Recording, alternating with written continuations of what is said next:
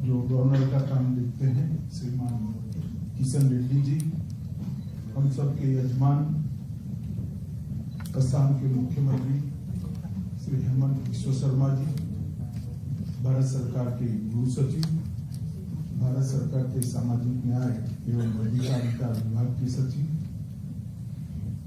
सभी राज्यों के मुख्यमंत्री गृह मंत्री महोदय, सभी राज्यों के chief secretary, director general of police और भारत सरकार के उपस्थित सभी अधिकारियों के साथ साथ एनसीबी के सारे अधिकारी। मित्रों, आज मादक पदार्थों की तस्करी और राष्ट्रीय सुरक्षा के विषय पर एक दूसरा क्षेत्रीय सम्मेलन होने जा रहा है। इसके पहले चंडीगढ़ में एक सम्मेलन हुआ था, जिसमें कश्मीर से लेकर दिल्ली तक के सभी उत्तरी हिस्से के राज्यों को समाहित कर एक समान स्ट्रेटेजी के तहत ड्रग के खिलाफ एक लड़ाई लड़ने का निर्णय किया गया था। और आज नॉर्थ ईस्ट के सभी राज्यों को एकत्रित यहां पर आकर ये लड़ाई को और गति देने का हम प्रयास कर रहे हैं। अफगानिस्तान और म्यांमार, ये दोनों पूरे देश में और दुनिया में ड्रग पहुंचाने के प्रमुख क्षेत्र हैं।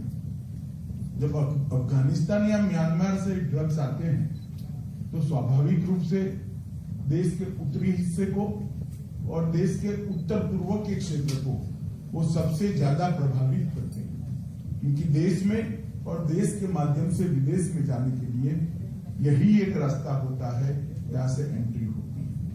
तो ड्रग के खिलाफ लड़ाई इसके एंट्री पॉइंट पर ही ढंग से लड़ा जाए, इस दृष्टि से ये दोनों क्षेत्रीय सम्मेलनों को सोचा गया था और भारत सरकार के गृह मंत्रालय ने ये दोनों सम्मेलनों को आहूत करने का निर्णय किया। आज शुरुआत में ही आपने देखा लगभग 40,000 किलो का ड्रग, जिसकी मूल्य सैकड़ों करोड़ों में होता है, वो 40,000 केजी ड्रग हमने यहां पर जलाने का ऑनलाइन कार्यक्रम किया है।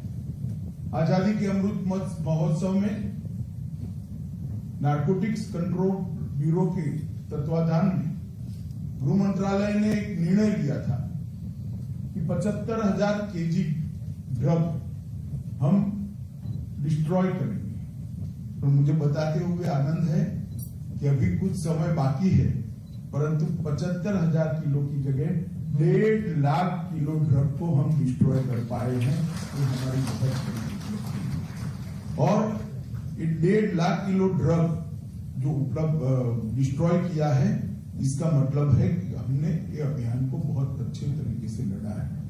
मित्रों, आज जब मैं यहां पर आया हूं तब देश के सम्माननीय प्रधानमंत्री श्रीमान नरेंद्र मोदी जी ने आजादी के अमृत महोत्सव के वर्ष में हमें एक लक्ष्य दिया है, drug free India. Drug free India के लक्ष्य को प्राप्त करने के लिए सभी राज्य और केंद्र सरकार की संबंधित एजेंसी और भारत सरकार का गृह विभाग और केंद्र सरकार के राजस्व विभाग, स्वास्थ्य विभाग और समाज कल्याण विभाग, ये सब मिलकर एक साझा रणनीति के तहत काम नहीं करते हैं तो ड्रग फ्री इंडिया का स्वप्न हमारा साकार नहीं हो सकता है। और मैं मानता हूं हम सब की ये जिम्मेदारी है कि आजादी के अमृत महोत्सव के वर्ष में हम संकल्प ले कि हम ड्रग को रोकेंगे और मोदी जी के ड्रग फ्री इंडिया के लक्ष्य को अचीव करेंगे। मित्रों, ड्रग अगर देश के अंदर हम पूर्णतया रोक लेते हैं तो इसके साथ साथ डर्टी मनी को भी रोकते। डर्टी मनी जब रुकता है तो अनेक प्रकार की देश विरोधी प्रवृत्तियों पर भी एक रोक लगने का काम है। देश की सुरक्षा और ड्रग के कारोबार को आज हम अनेक केसों का विश्लेषण कर कह सकते हैं कि ये दोनों के बीच में अब कोई अंतर नहीं रह गया है।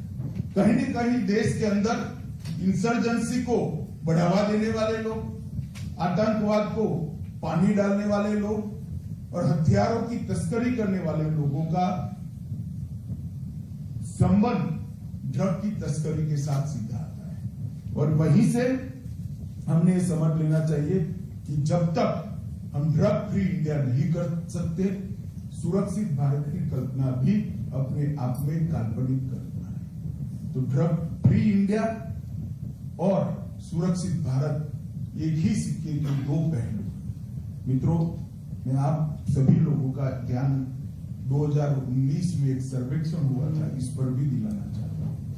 हम एक ऐसे जोन के अंदर पहुंच गए हैं कि हमें बहुत सावधानी के साथ आने वाले दिनों में संयुक्त एफर्ट्स के साथ इस बीमारी के खिलाफ लड़ना पड़ेगा। दुनिया में कई सारे ऐसे देश अस्तित्व में हैं जहां आबादी का 40% हिस्सा चपेट में आता है। कुछ एनजीओ मुझे कहते हैं ड्रग का व्यापार करने वाले या ड्रग का बड़ी मात्रा में आदतन सेवन करने वाले लोगों को जेल करना ठीक नहीं।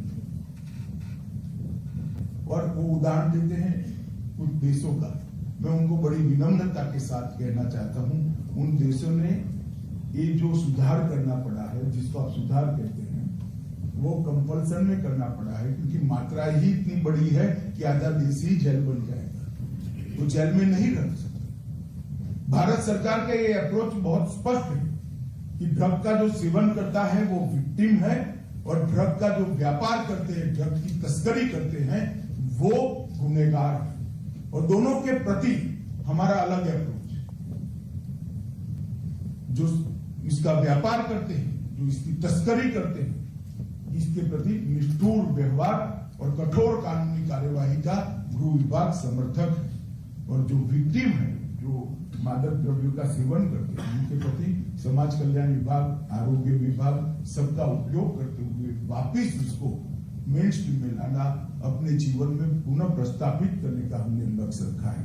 मित्रों, आज मैं आपको इतना ही कहना चाहता हूं कि हमने इस बात को बहुत गंभीरता के साथ लिया। नार्को के खिलाफ लड़ाई के लिए 2019 में गृह विभाग में एनकोड को बेहतर सामंजस्य के साथ नीचे तक पहुंचाने के लिए 4 स्तरीय बनाने का निर्णय लिया।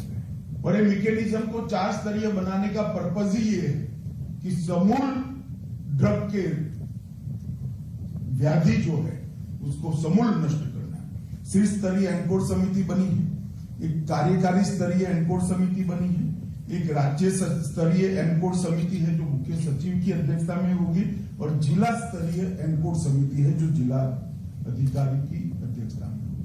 हमने एनकोड की बैठकों को अभिवृद्ध हमारे डायरेक्टर एनसीबी ने दिया, कई राज्यों ने उसकी मीटिंग ही नहीं करी। अगर राज्य स्तर की ही मीटिंग नहीं हुई है तो जिला स्तर की मीटिंग का क्या हिसाब किताब?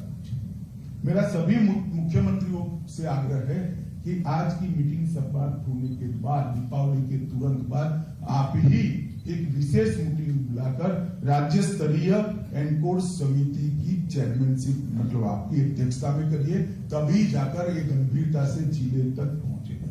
और सभी मुख्य सचिवों को आग्रह है, डीजीपी को आग्रह है, ये सिर्फ पुलिस का विषय नहीं, एनकोड की जिला की मीटिंग कराने की जिम्मेदारी मुख्य सचिवों को भी।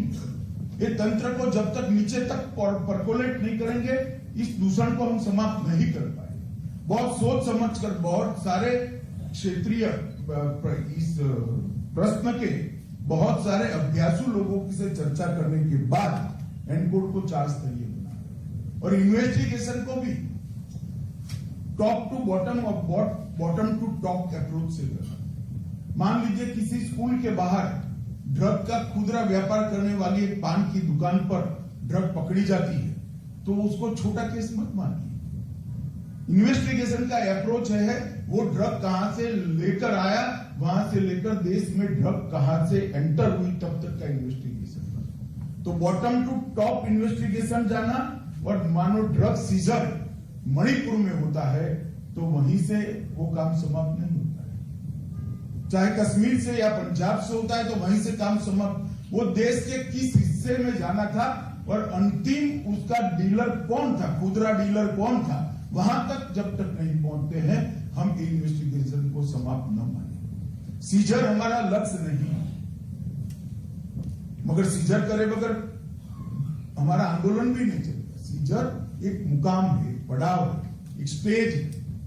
हमारा लक्ष्य है एंट्री से लेकर उपभोग मतलब उसका उपयोग करने वाले तक पूरी इसकी चैनल को नष्ट करना, नेस्त नाबूद करना। ये पूरे ड्रग के साम्राज्य को तभी समाप्त कर सकते हैं जब हम देश में एंटर होता है तब से जो ड्रग का आदती बन गया है वो विक्टिम तक पहुंचे, तब तक की पूरी चैनल पर हम स्ट्राइक डाउन करें। तो मेरा सभी मुख्यमंत्रियों को आग्रह है कि जब आप राज्य स्तरीय एनकोड समिति की मीटिंग करें तब आपके यहाँ जो इन्वेस्टिगेशन होता है उसको कॉस्मेटिक इन्वेस्टिगेशन की तरह, उसको सैंपल इन्वेस्टिगेशन की तरह थॉरली इन्वेस्टिगेशन में कन्वर्ट करिए। Top to bottom and bottom to top ये अप्रोच के साथ उसको आगे ले जाइए। भाई और बहनों, मैं थोड़े आंकड़े उत्साहवर्धक है वो आपको बताना चाहता हूं। 2006 से 2013 एक कालखंड और 2014 से 2022 दूसरा कालखंड। मैं तुलनात्मक अभ्यास इसलिए कहता हूं कि उस वक्त सरकारें भी बदली है, अप्रोच भी बदला है और दोनों समान कालखंड है। 2006 से 13 में कुल मामले 1257 हुए और 14 से 22 में 3172, 122% की वृद्धि। कुल अरेस्ट पहले के कालखंड में 1363 हुए और 14 से 22 में 4888 हुए, 260% की वृद्धि। सीज ड्रग पहले 1.5 लाख किलो किया गया, उसी समय के अंदर सीज ड्रग 3,33,000 किलो किया गया, लगभग दुगने से भी ज्यादा गया। और मूल्य का सवाल है, पहले मूल्य खैर अलग होता था परंतु 768 करोड़ का मूल्य होता था और अब क्योंकि जो सीजर हुई है वो क्वालिटी ड्रग्स की हुई है, महंगी ड्रग को पर भी बहुत हमने स्ट्राइक किया। इसके कारण 768 से बढ़कर 20,000 करोड़ रुपए का ड्रग सीज करने का काम हुआ है। यही बताता है कि हमारी लड़ाई को सफलता मिली, हमारा लड़ने का रास्ता सही है। जरूरत है इसकी गति बढ़ाने, जरूरत है और विगरसली इसको करने की, जरूरत है नीचे तक पहुंचने। अगर हम इसी स्तर पर इस लड़ाई को और संजीदगी के साथ लड़ते हैं और मजबूती के साथ लड़ते हैं और डिटेल में लड़ते हैं तो मुझे पूरा भरोसा है कि भारत ड्रग फ्री हो सकता है। हमारे आसपास 2 पड़ोसी ड्रग के बहुत बड़े उत्पादक और निकासकर्ता होने के बावजूद भी हम इससे बच सकते हैं। मित्रों, आज जो क्षेत्रीय सम्मेलन बुलाया है उसका हमारा अप्रोच है कि एक समान रणनीति के साथ नॉर्थ ईस्ट के 8 राज्य ड्रग के खिलाफ लड़े। एक समान रणनीति के साथ तभी लड़ सकते हैं जब पड़ोसी राज्यों के बीच एक्सचेंज की मीटिंग और इसकी जिम्मेदारी डीजीपी की। आसाम और मेघालय के पड़ोसी जिलों को जब तक मीटिंग नहीं हो तब तक ये तंत्र अच्छा काम नहीं करता। आसाम और अरुणाचल के नेबर जिलों की मीटिंग नहीं होगी, ये तंत्र अच्छा काम नहीं कर पाएगा। आसाम और मेघालय के नेबर जिलों की मीटिंग नहीं होगी तब तक ये काम अच्छा नहीं हो पाएगा। हमारी जिम्मेदारी है एक स्थायी मैकेनिज्म बनाए जो रीजनल डिस्ट्रिक्ट्स और कई जगह तो ट्रायंगल मीटिंग भी होगी। ये मीटिंगों के बगैर हम इसके सामने नहीं लड़ पाएंगे और इसके सामने लड़ने के लिए एक संयुक्त प्रयास की जरूरत है। इसलिए आज हमने यहाँ पर ये मीटिंग बुलाई है। मित्रों, इसके साथ साथ कुछ सुझाव आए ट्रेनिंग के। मेरा सभी नॉर्थ ईस्ट के राज्यों को आग्रह है कि जो जो राज्य ट्रेनिंग कराना चाहते हैं एनसीबी के महानिदेशक का कार्यालय का संपर्क करें। भारत सरकार पब्लिक प्रोसिक्यूटर्स की, पुलिस ऑफिसरों की, और ड्रग एडिक्शन से छुड़वाने वाले हेल्थ ऑफिसर की और समाज कल्याण विभाग की भी training north east training school के अंदर यहाँ पर रखेगी और इसका पूरा खर्चा आप पर नहीं आएगा, भारत सरकार उठाएगी, परंतु आप अपने यहाँ से एक इनिशिएटिव लेकर एनसीबी डायरेक्टर को करेंगे। एक कानून की लिए ढेर सारे जजमेंट्स आए, इसकी बुकलेट भी एनसीबी ने प्रकाशित कर दी। पब्लिक प्रोसिक्यूटर की ट्रेनिंग बहुत जरूरी, एफएसएल की ट्रेनिंग बहुत जरूरी, इसीलिए मैंने कहा जहां जहां एफएसएल लैब नहीं है आप एफएसएल लैब का इनिशिएटिव लीजिए, 50% फंडिंग भारत सरकार करेगी। मित्रों, जहां तक उत्तर पूर्वी राज्यों का सवाल है, ड्रग ट्रैफिकिंग के लिए हमारे प्रमुख मुद्दे हैं। म्यांमार से हीरोइन की तस्करी जो है, इस पर हमारी पैनी नजर रहनी चाहिए और म्यांमार से मेथ की समुद्री तस्करी पर भी हमारी पैनी नजर हो। जब कोई पकड़ा जाता है तब सिर्फ हम जमीनी मार्ग की पूछताछ न करें, हमारी पूछताछ का दायरा पूरे देश को बचाने के लिए, पूरे देश को ड्रग से मुक्त करने के लिए होना चाहिए। और फार्मास्यूटिकल दवाओं का जैसे ट्रामाडोल, स्पेस्मो, प्रोक्सीवन, ये सब की तस्करी का सबसे ज्यादा प्रकोप अगर देश के किसी एक हिस्से में है तो ये हमारे नॉर्थ ईस्ट के। इसके लिए भी हमने अनेक प्रकार के नवीनतम जांच के रास्ते ढूंढने होंगे, एसओपीज बनानी होगी और इसकी ट्रेनिंग भी हमारे पुलिस स्टेशनों को करनी होगी। मित्रों, कुछ नए ट्रेंड भी इन्वेस्टिगेशन में सामने आए हैं। उत्तर पूर्वी भारत के कई राज्यों में ड्रग सिंडिकेट ने म्यांमार के निवासियों के, वहां के नागरिकों के बैंक अकाउंट्स खोले हैं। इसकी भी जांच हम बहुत गंभीरता से कर रहे हैं। अभी अभी ड्रग तस्करों के साथ नाइजीरियन लोगों की मिलीभगत के भी बहुत सारे एविडेंस मिले हैं, उस पर भी हमने कर लिए हैं और अन्य राज्यों के ड्रग तस्कर भी यहाँ पर कैंप करे हुए हैं। तो हमारे इन्वेस्टिगेशन को हमने ये सभी बिंदुओं को समाहित कर एक समग्रता से रणनीति बनानी पड़ेगी, तभी जाकर हम आगे पहुंचेंगे। मित्रों, आप सभी जानते हैं हमारी सीमा यहाँ पर खुली सीमा है और तस्करी रोकना बड़ा कठिन काम है, मैं भी जानता हूं, परंतु हमारी समस्या का समाधान तो तभी है जब हम इसको रोके और लॉजिकल एंड तक ले जाएं। तो एनसीबी में हमने ढेर सारे सुधार किए हैं। केंद्रीय एकोर्ड सचिवालय का गठन किया है, मुझे आनंद है 8 राज्यों ने स्टेट लेवल एनकोर्ड सचिवालय का गठन किया है, परंतु कुछ राज्यों ने सिर्फ पत्र से जानकारी दी। मेरा आग्रह है कि नोटिफिकेशन कर इसको स्थायी स्वरूप दे दिया जाए।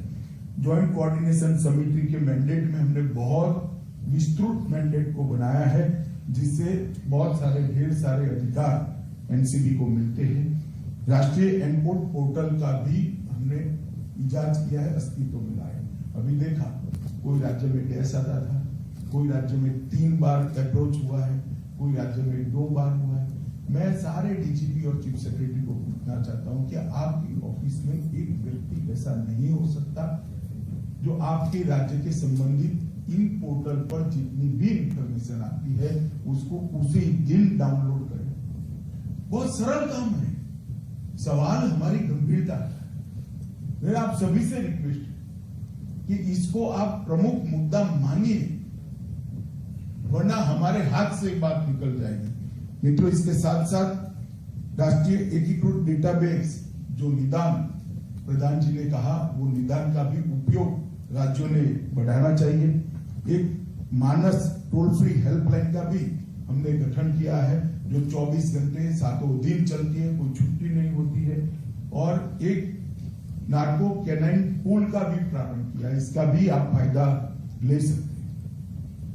फाइनेंशियल इन्वेस्टिगेशन में विश्लेषण के लिए एफआईयू और ईडी की मदद आप ले सकते हैं। वहां पर भी दोनों जगह पे एक टीम का गठन कर दिया गया है, जो टीमें आपकी मदद में एक्सपर्ट्स के साथ हर चीज पुलिस नहीं कर पाएगी। अगर एक बच्चा पकड़ा जाता है तो उसको ड्रग की आदत छुड़ाना पुलिस के काम नहीं है। उसमें हमें आरोग्य विभाग की मदद लेनी पड़ेगी, समाज कल्याण विभाग की मदद लेनी पड़ेगी, जागृति फैलानी है तो समाज कल्याण विभाग के पास, और अगर फाइनेंशियल इन्वेस्टिगेशन है तो एफआई और ईडी का हमने संपर्क करना पड़ेगा, वहां से मदद लेनी पड़ेगी। नशीली दवाओं का स्रोत और उनका गंतव्य स्थान, पूरा ड्रग नेटवर्क चार्ट एनसीबी तैयार कर रही है, इसका मैपिंग भी कर रहे हैं, जो आपकी मदद में बहुत थोड़े समय में उपलब्ध हो जाएगा। हमने 272 जिलों को एक सर्वे के आधार पर इसमें से 80,000 गांवों को इंगित कर लिया है, पॉइंट आउट किया है कि जहां पर हमने कठोर कार्यवाही की। सोशल जस्टिस वेलफेयर डिपार्टमेंट ने भी वो गांवों के अंदर अपना पेनिट्रेशन बढ़ाना है, हेल्थ डिपार्टमेंट ने भी बढ़ाना है, और लगभग प्रशिक्षण के 5 अलग अलग मॉड्यूल भी हमने तैयार किए। एनसीबी की स्ट्रेंथ को भी हम बढ़ाने जा रहे हैं।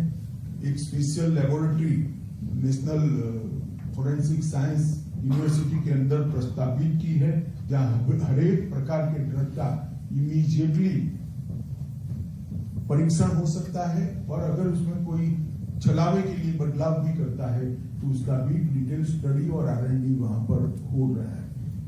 मित्रों, एनसीबी के लिए एनसीबी ने गुवाहाटी में अपना क्षेत्रीय कार्यालय बना दिया है। 4 राज्यों में असम, मणिपुर, अरुणाचल और त्रिपुरा में ये कार्य करेगा, और वो 4 राज्यों को असिस्ट करने के साथ साथ ज्वाइंट इन्वेस्टिगेशन के लिए भी आगे जाएगा। गांजा और अफीम पोस्ट की जो अवैध खेती है मणिपुर में, उसने बहुत प्रशंसनीय काम किया है। मैं मणिपुर के मुख्यमंत्री को अभिनंदन भी देना चाहता हूँ, मगर इसमें टेक्निक का उपयोग करना पड़ेगा। इतने दुर्गम क्षेत्रों में पुलिस जाकर ढूंढेंगी, रेवेन्यू के ऑफिसर जाकर ढूंढेंगे। अगर हम अब पूरे राज्य का ड्रोन से मैपिंग हो रहा है, सैटेलाइट से मैपिंग हो रहा है, कि हम ड्रोन की टेक्नोलॉजी को अच्छे तरीके से उपयोग कर अफीम की खेती को आर्टिफिशियल इंटेलिजेंस का उपयोग कर आइडेंटिफाई कर सकते हैं क्या?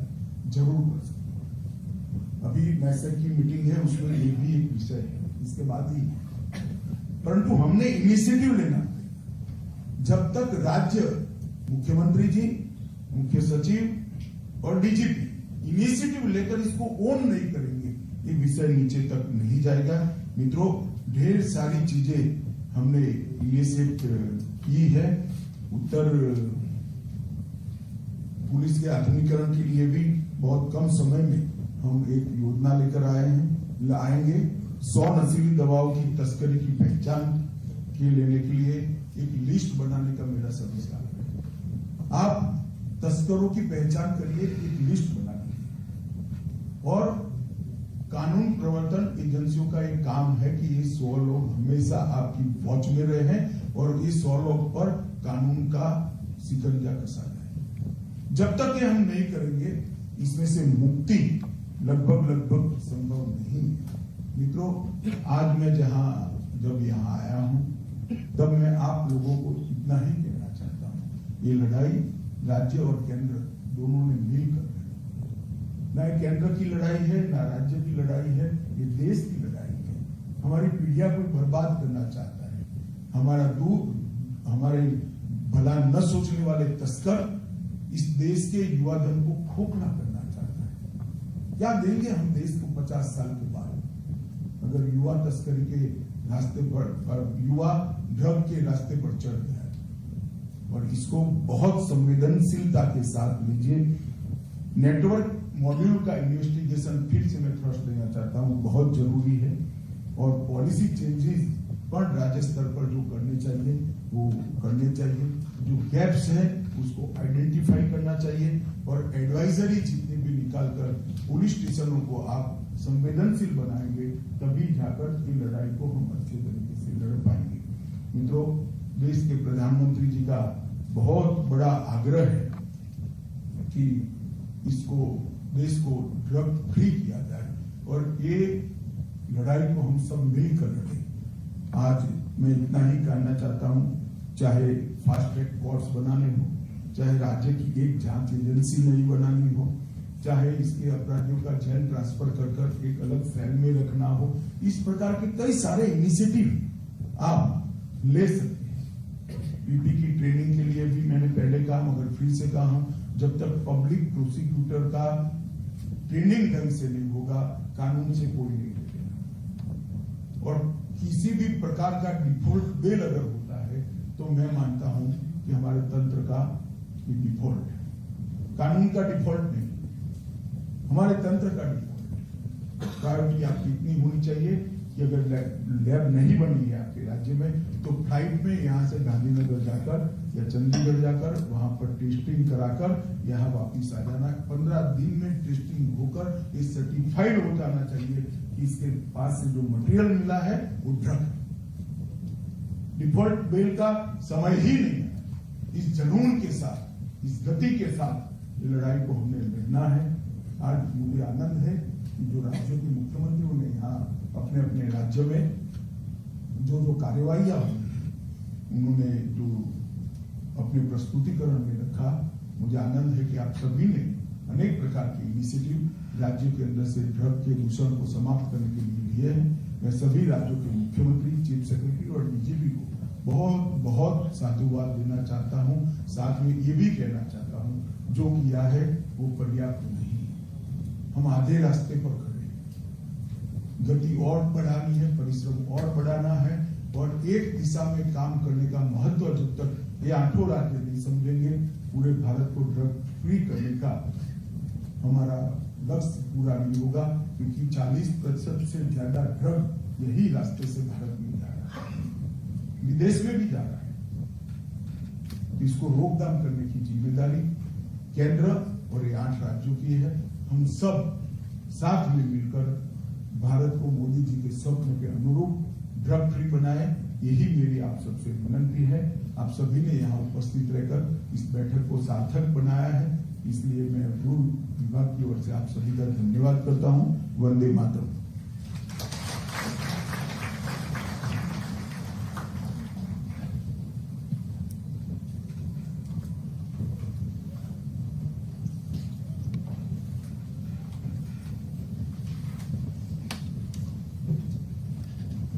I'll make one announcement for all the honorable chief ministers and home ministers. The next meeting is of NISAC Northeast.